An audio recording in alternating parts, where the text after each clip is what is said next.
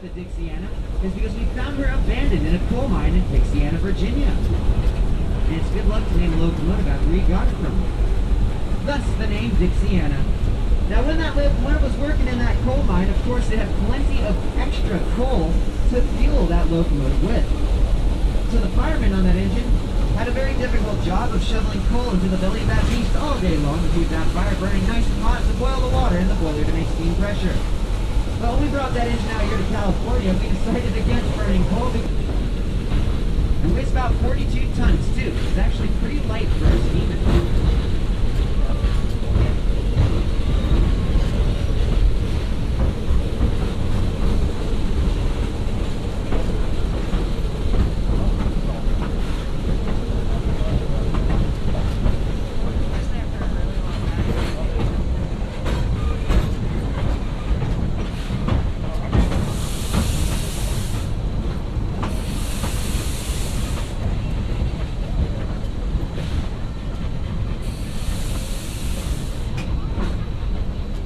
Now as it makes its next left-hand turn, as the locomotive's doing right now, go down the tracks for a little bit, we'll be entering a location on this railroad known as Big Trees. The reason why we call this area Big Trees is pretty obvious if you're paying attention. Some of the largest trees in this entire valley are in this location. Scientifically, these trees are known as Sequoia sempervirens, which in Latin roughly translates to the always living redwood tree. Of course, we all know these trees as the coastal redwoods. Let me tell you, they're incredibly tall. In fact, the tallest tree recorded to this day is a coastal redwood tree, just like the ones around us, known as the Hyperion Giant, that measures 382.3 feet tall. That's taller than the Statue of Liberty and the Consulate sitting on it.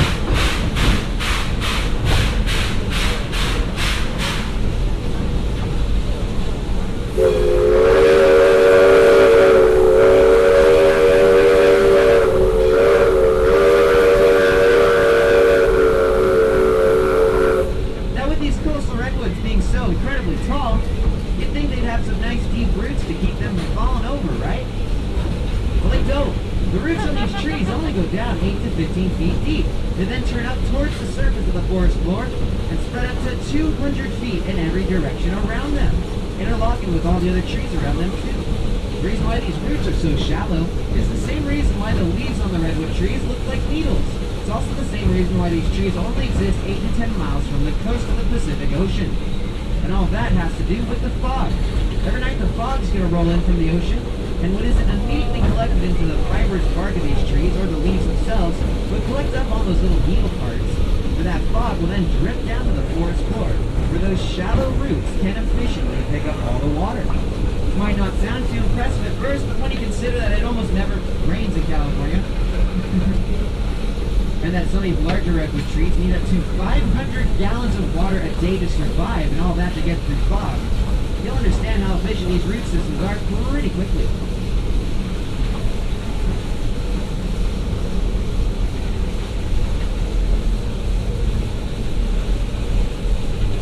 Now, if you're sitting on the left-hand side of this train, you may want to have your video cameras ready. If you're sitting on the right-hand side of this train, don't worry, you'll see the same thing when we come down the mountain. We're quickly approaching the Indian Creek Trestle. This trestle is 42 feet tall, 210 feet long, and happens to be the sharpest curving passenger carrying trestle in all North America. And people on the left-hand side, well, this will be your opportunity to get a video.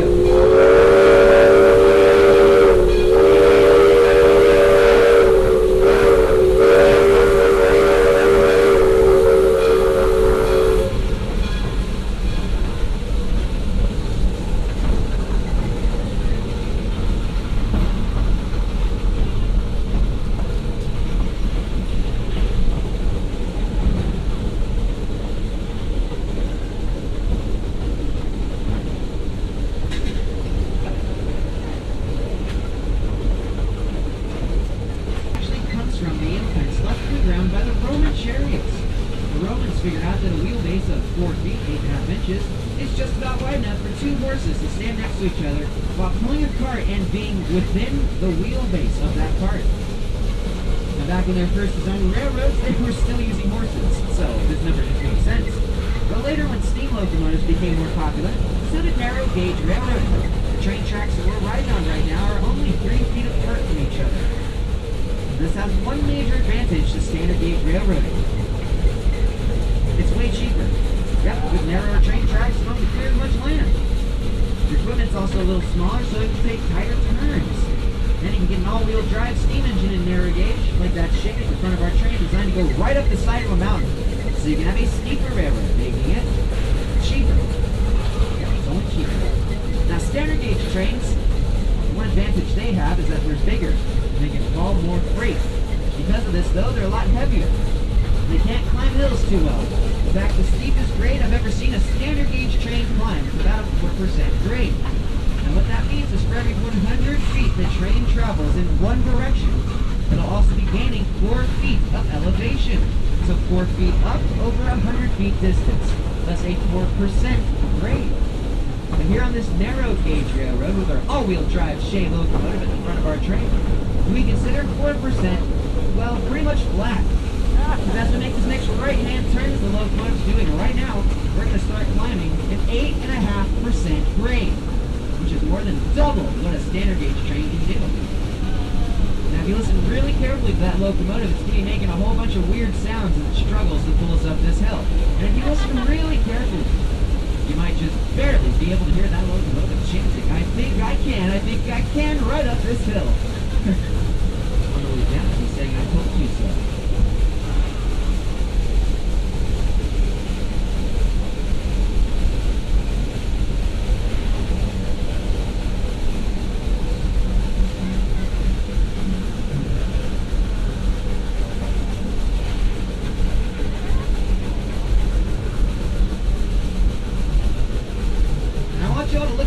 Right about now. You see it up there at the front of our train? Struggling to get us up this hill? Now, look at me way back here waving my arm around. Good to see all your faces again. And that locomotive's about 25 feet higher in elevation than I'm currently standing. That's almost 3 stories. That is a visual representation of an 8.5% grade. I know it doesn't look as steep from where you're sitting because you're also on the hill. But if you stood back in the woods and looked at our train, we're pretty much going right up the side of a mountain. If you look at the redwood trees in conjunction with the angle that your rail car is at, you'll see how steep this hill actually is. Now in a few moments you're going to hear a little bit of Morse code from that locomotive's whistle. You're going to hear a long, long, short, long on the whistle. That's Morse code for the letter Q. This started way back in England when the Queen used to ride the train around. They blew the signal to get everyone out of the way. But it worked so well at gathering people's attention that it was adopted worldwide and still used to this day by modern railroads. In fact, legally, day or night, anytime a train crosses a road, bridge, or goes into a tunnel, they legally have to blow this signal because of the Federal Railroad Administration, also known as the FRA. So the next time you're woken up at 2 a.m. by a freight train, don't get angry at the engineer because he's just trying to keep his job. You should be more angry at the FRA. Whistle's about to happen in just a few seconds.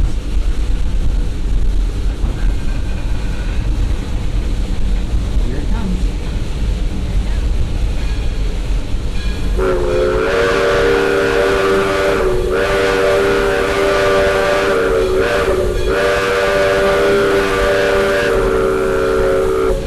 So now you know what that means. It means the Queen's coming. Get out of the way. Now when you're looking up at that locomotive, you'll see 2 gentlemen up there in the cab. The guy on the right, he's the famous one known as the engineer. He's in control of the whistle, the speed, the direction, and the brakes on this entire train. Today, your engineer's name is W. Now the guy on the left side of the cab, he's known as the fireman. He's the guy you would have seen shoveling coal in any movies at the train's steam engine. His job is to keep that fire burning nice and hot, somewhere around 2,500 degrees. To boil the water in the boiler that he also has to maintain at the right level. To make steam pressure and keep it constant, so the engineer has something consistent to use. A good fireman will never let his boiler pressure vary any more than 5 pounds. Right now that boiler's running at about 196 pounds of pressure of steam. And an interesting fact about Shay locomotives, since all the cylinders are on the right-hand side of that engine to power it, well, that's a lot of weight over there.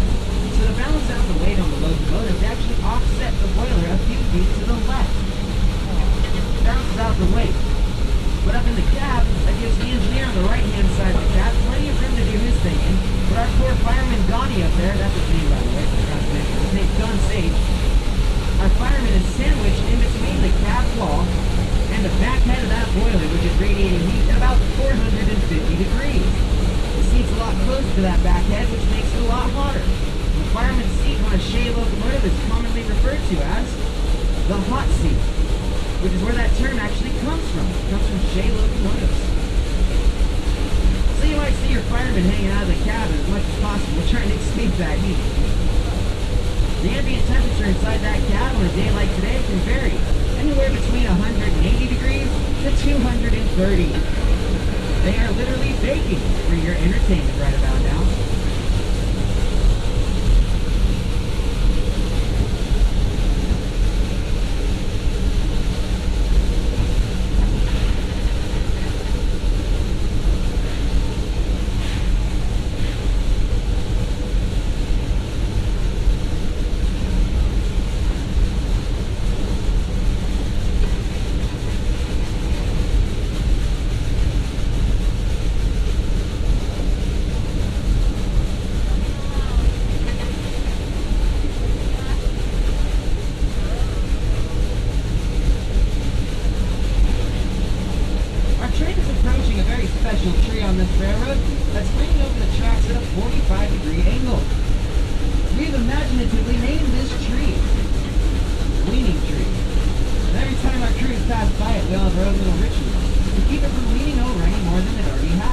Because when it does, it blocks the railroad. And this railroad, the trees have the right of way, not the train. So we physically have to move the train tracks to clear this tree.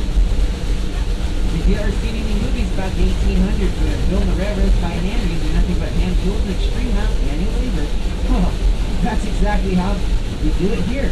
Heritage railroading is 19th century technology. They didn't really make modern track equipment to deal with it. So the next time you're watching one of those cool old movies where they're building the railroads by hand, you can think of us poor employees here at Forward Camp.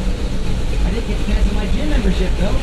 Work like this keeps you thin as a rail.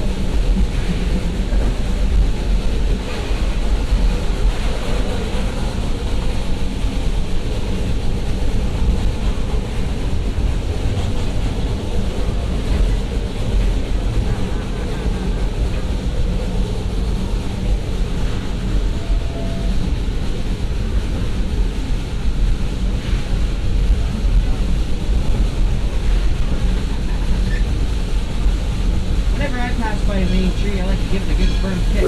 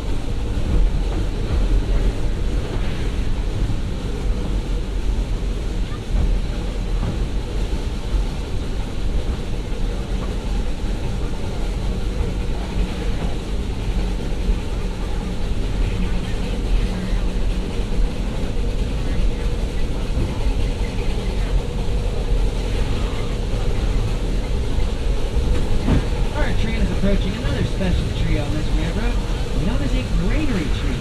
Now what makes granary trees special is woodpeckers. Woodpeckers at the site of this particular tree is in the perfect location in this forest for them to preserve their meals. So what these little woodpeckers do is they go find themselves an acorn with a big, nice, juicy worm inside of it.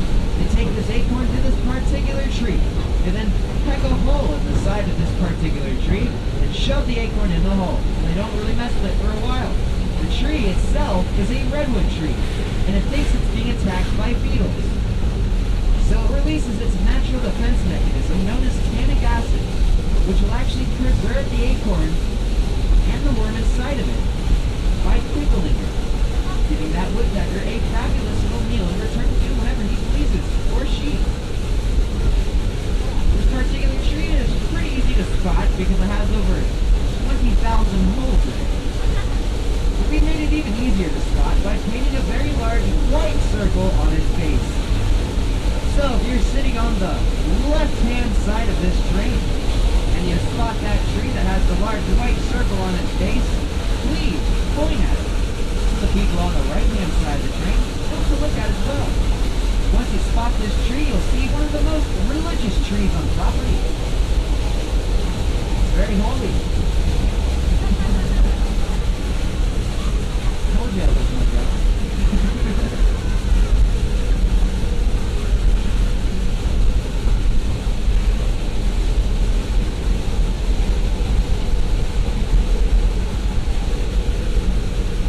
Those of you up there in the first car should just be able to see that tree on the left after you come around this little left bend.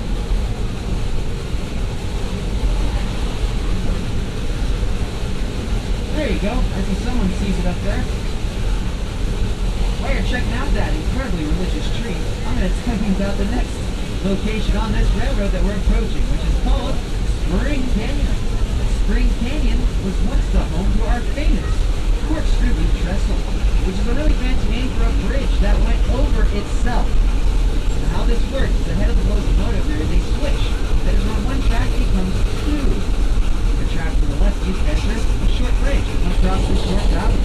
On the other side of the valley, when the train track hit the dirt over there, they continued on a 180-degree right-hand turn up a 6% grade onto another wooden train bridge that went right over the first one.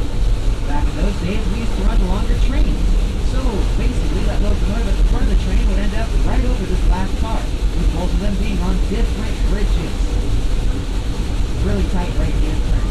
The system worked great for getting up the mountain until about 1976, when one day a train started to go across those bridges.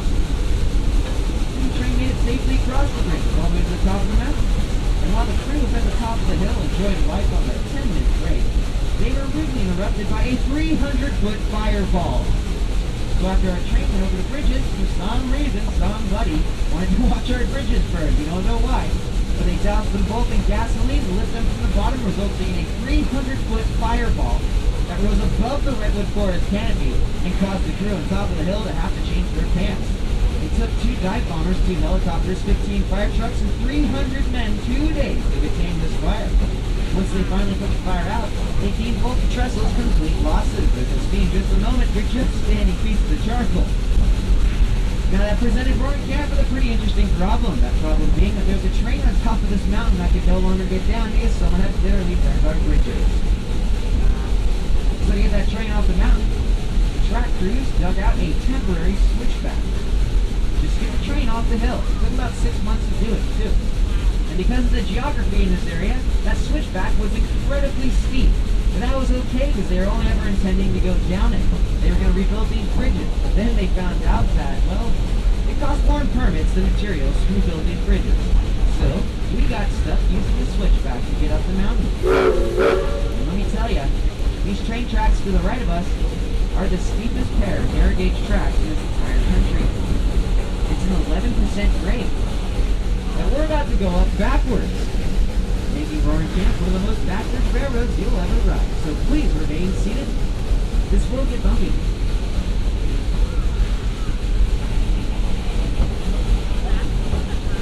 Also, get a good look at these bridges while you're down here, because they probably won't be standing by next year. There's a lot less of them standing this year than there was last year. By next year, I'm not sure there's going to be anything left. The low bridge on the left is actually held up with 1 bolt in one spot. See if you can spot it. The high bridge, well, it's just collapsing. And it's actually over you guys. Just to calm your senses.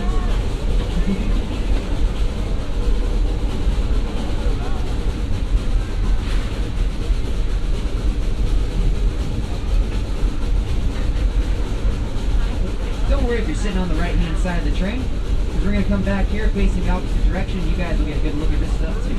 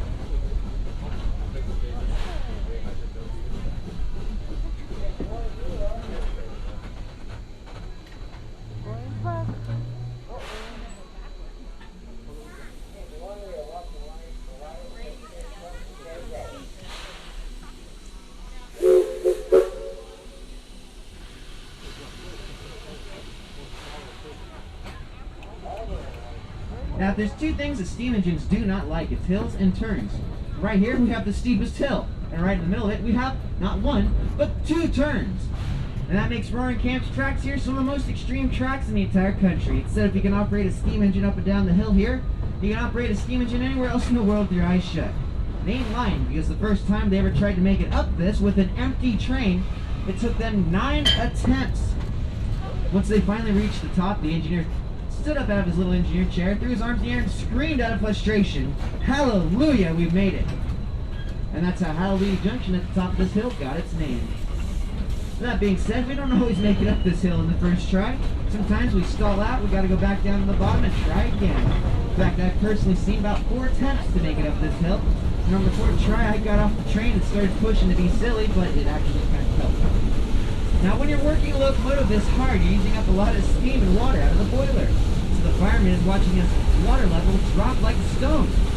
So to counter this, he has to inject more water into the boiler from the tender, which is cold. This cold water will cool down the boiler and cause the steam pressure to plummet. If it goes down too far, it'll actually make us stall. So to counter this, the fireman has to crank up the firing valve way hotter than usual, somewhere around 3,000 degrees, to instantly boil the water that's entering the boiler, which is cold. Because of this, it makes the boiler itself a little bit hotter. It's radiating heat at about 500 to 550 degrees right about now. Bringing the ambient temperature in the cab even hotter than it was before.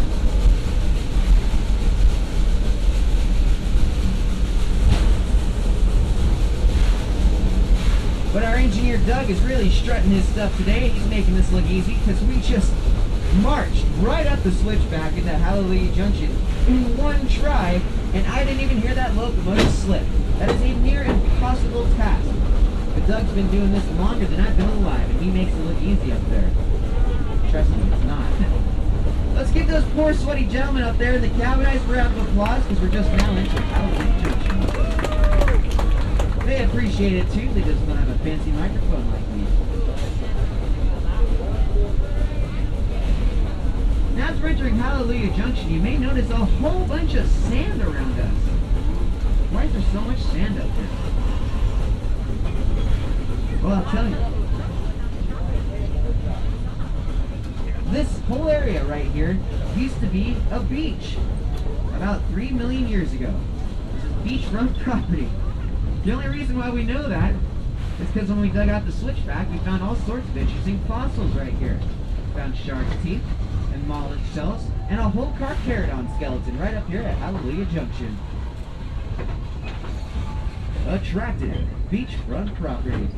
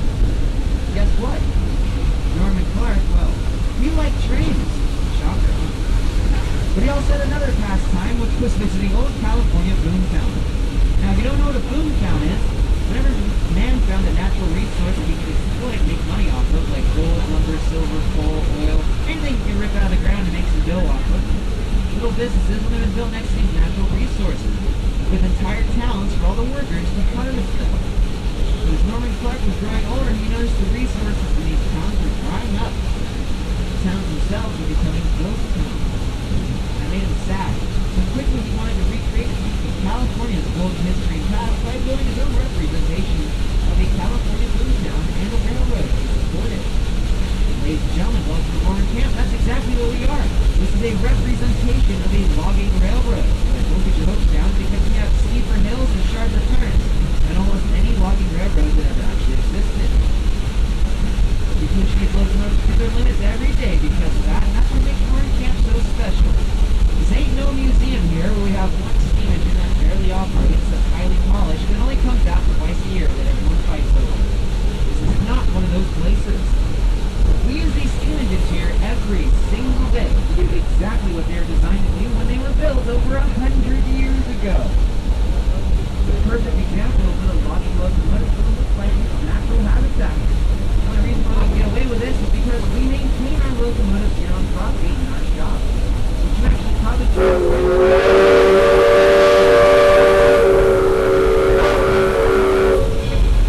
just like your conductor may not be the most polished machine you've ever seen in your life, but it's going to get us to the top of this hill, just like it would have done 100 years ago when that locomotive was first built.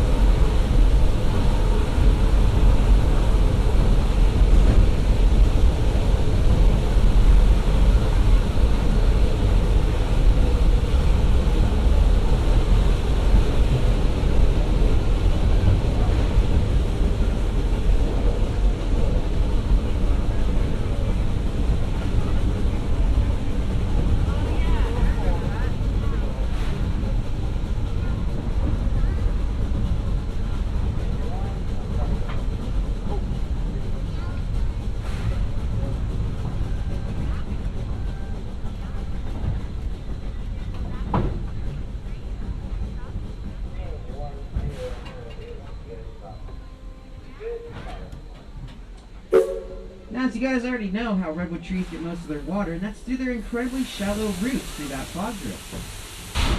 The wooden bear next to the sign. The dead log behind the wooden bear. The other dead log over there. A couple of old rickety picnic benches at the top of this hill. And most importantly, because no one's used it recently, a poorly maintained restroom. Yet there's not even views up there. fact, the only place there is a view is around this next right-hand turn to the left. If you pay attention, you'll catch a quick glimpse of this entire valley. If you would have seen this view 100 years ago, you would have seen a desolate wasteland full of nothing but stumps. As far as the eye can see, because everything was clear-cut except for this piece of property. But as you can see, those root systems went right back to work, regrowing all those trees.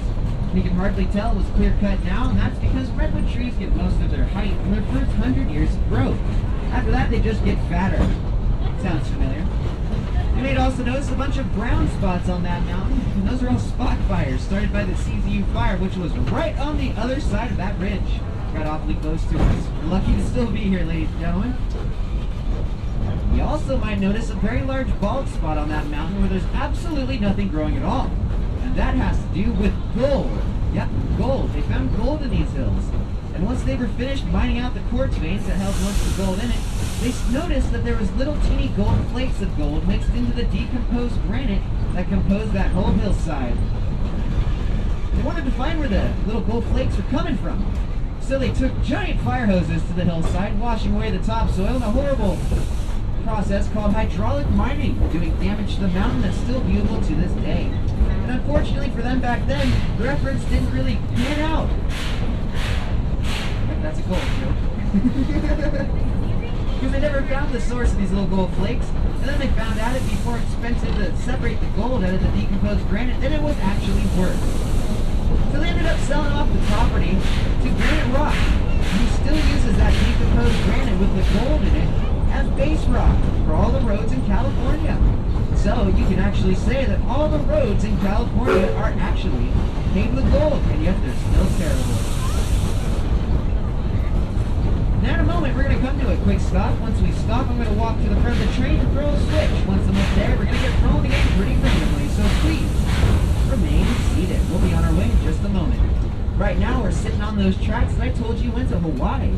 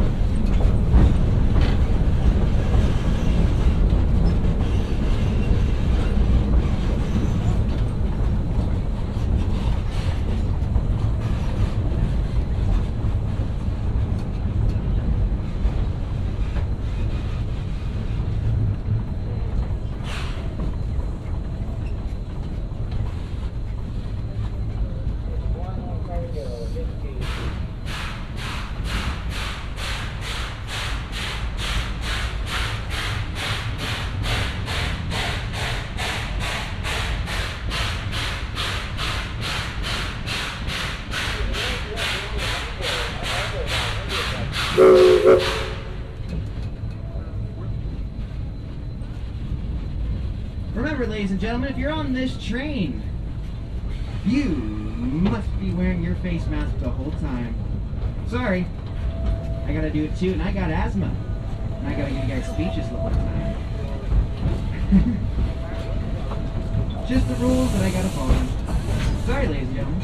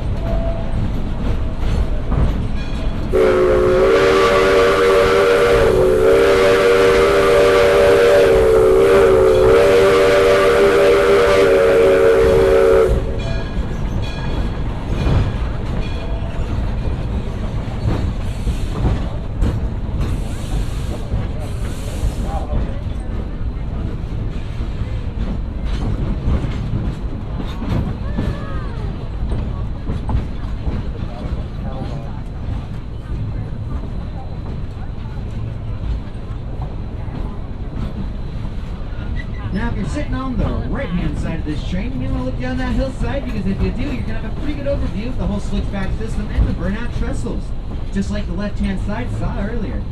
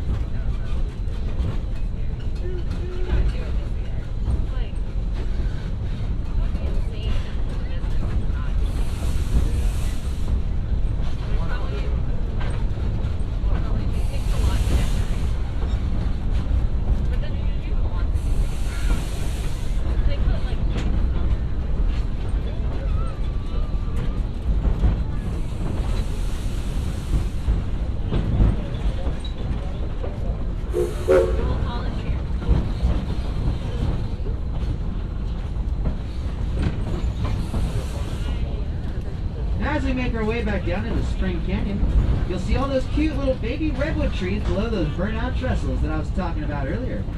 But you'll also see a very large redwood tree that's right next to the train. It's really burnt up, but it's still alive. This particular tree is on normally the right-hand side of the train if we're going forward. But since we're going backwards, it's on the left-hand side. As we go by this tree, you might notice something very peculiar about the other side of it. You'll see that this tree is hollow. The reason why this tree is hollow is because redwood trees are fire resistant, not fireproof. If the fire dwells in the base of a redwood tree long enough, it will work its way through the bark, eventually through the heartwood. Now the whole tree won't burn down because it's pretty fire resistant, but the inside of the tree will. And it'll hollow out the redwood tree. I'm just passing this big redwood at the end of the train right now. There it is.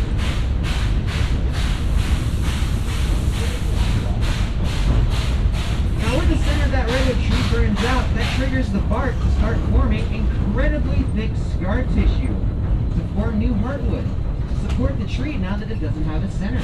This makes the base of the redwood tree a lot thicker than the rest of it, tapers it. So if you ever see a redwood tree that has a tapered base, you already know two things about that tree. One, it will need an extremely harsh forest fire. And two, it's hollow. Now the tree I'm talking about is right next to the locomotive just about now. And it's so hollow that whenever we're up here working on the train tracks, and you hear the boss ladies coming up, we'll hide in that tree. Until she's right on top of us and we pop out and scare her. She loves it.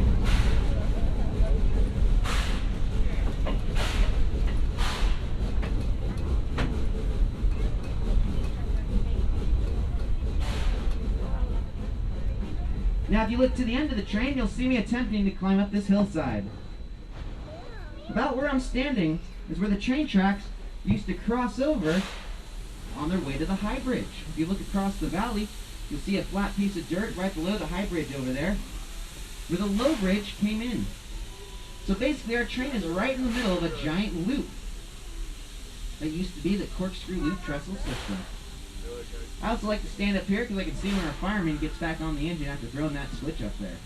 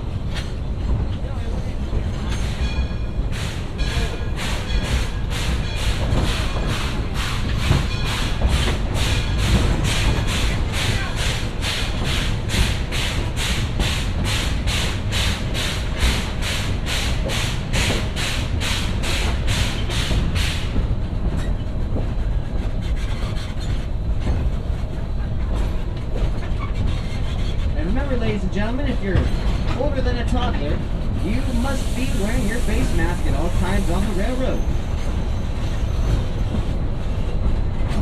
It's not just for your safety, it's for the safety of those around you. You never know, you might be a carrier, you might not even know it. So keep them face masks on, ladies and gentlemen. Now you also may have noticed I'm talking a lot less on the way down this hill than I was on the way up. And there's a very simple reason for this.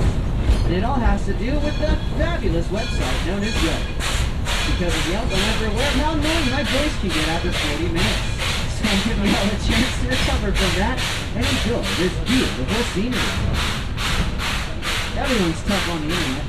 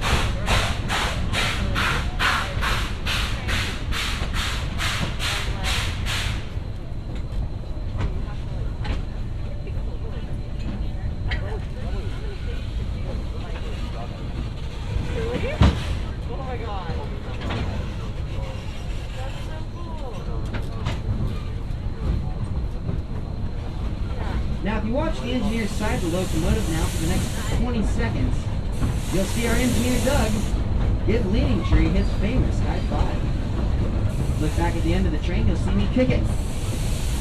Now, I don't know if you guys have ever seen what a spike maul looks like, but it's the tool we use to drive the railroad spikes into the wooden ties to hold down the train tracks. It's basically a 10-pound sledgehammer with a 5-foot handle. The faces of the hammer are extended out about 8 inches on both sides, and they're only about 1 inch wide. There's the high five. So basically, this tool looks like a giant capital letter T. And to drive those railroad spikes into the ties, you gotta swing this huge hammer behind you, up and over your shoulder, and bring it straight down in front of you. Please remain seated. Thank you. With extreme accuracy and force on the head of that little teeny tiny railroad spike. And I'm not joking about the accuracy. I missed my tree.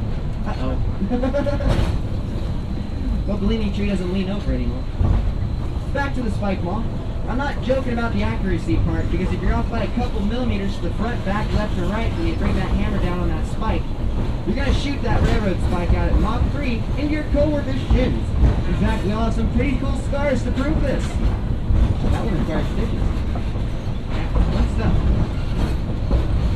Now, the first time you ever handed a spike maul, you're looking at your coworkers like they're superhuman, wondering how in the world they're actually swinging that hammer with such accuracy and force, because you can't hit a thing and your coworkers are laughing at you. But after a couple of years of practice, which I've had, you eventually...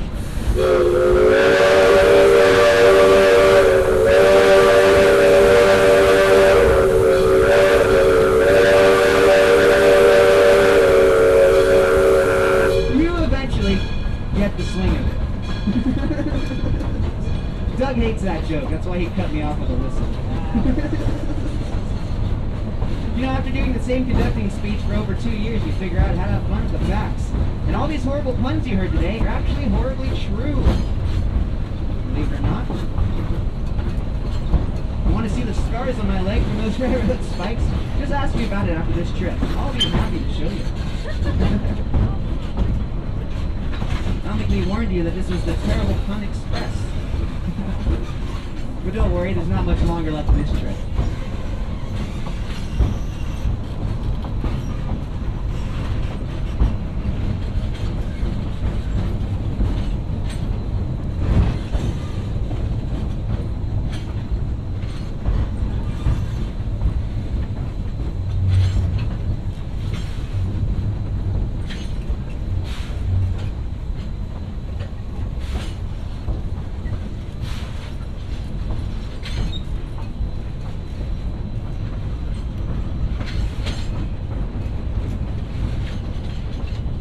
Now, if you're sitting on the right-hand side of this train, you may want to have your video cameras ready because we're quickly approaching the Indian Creek Trestle once again.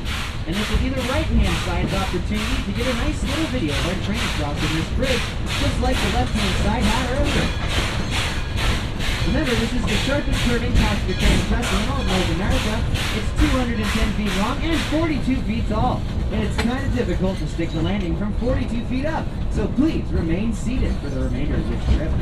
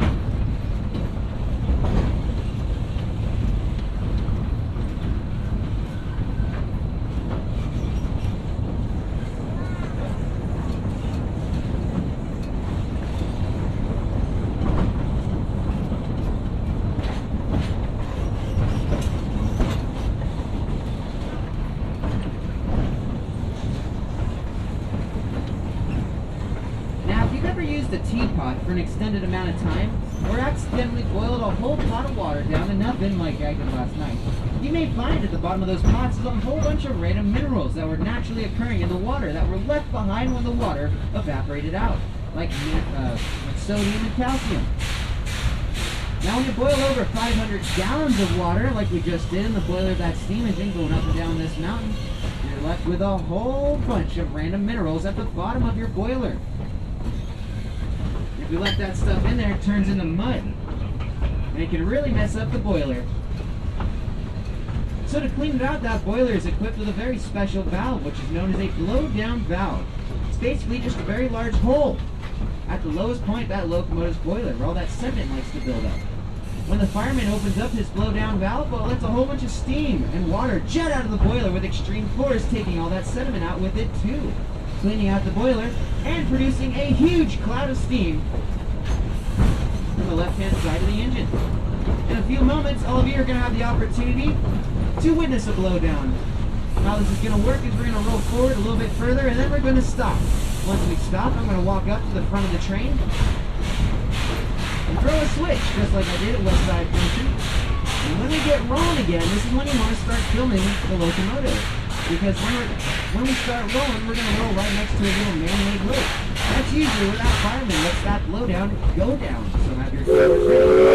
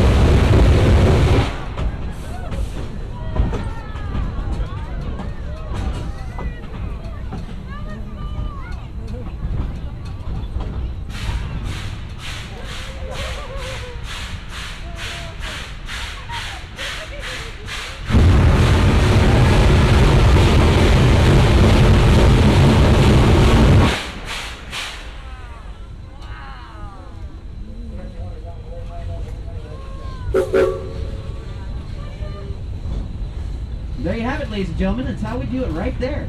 The cleanest ducks and turtles in all of the western United States. That's right, we clean our ducks and turtles with steam, and they love it. Until they get a little too close, then they become the special terrestrial. And with that parting piece of information, on behalf of our engineer Doug on that whistle, our fireman Donnie on the bell, and me, your conductor on the squeaky voice, I'd like to thank you all for coming on down and riding the train. Without your help, so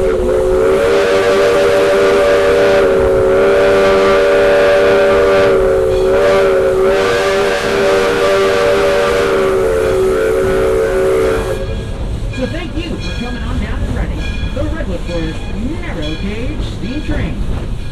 As we roll into the depot here, please remain seated until we come to a full and complete stop.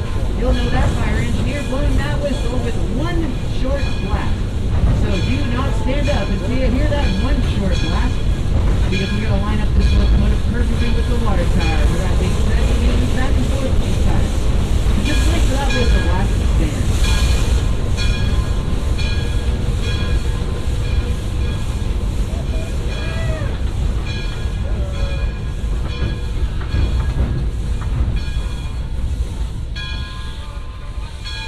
Yep, just wait for that whistle blast, Mr. Standy. If you have any questions about anything, I'll be back here near the end of the train.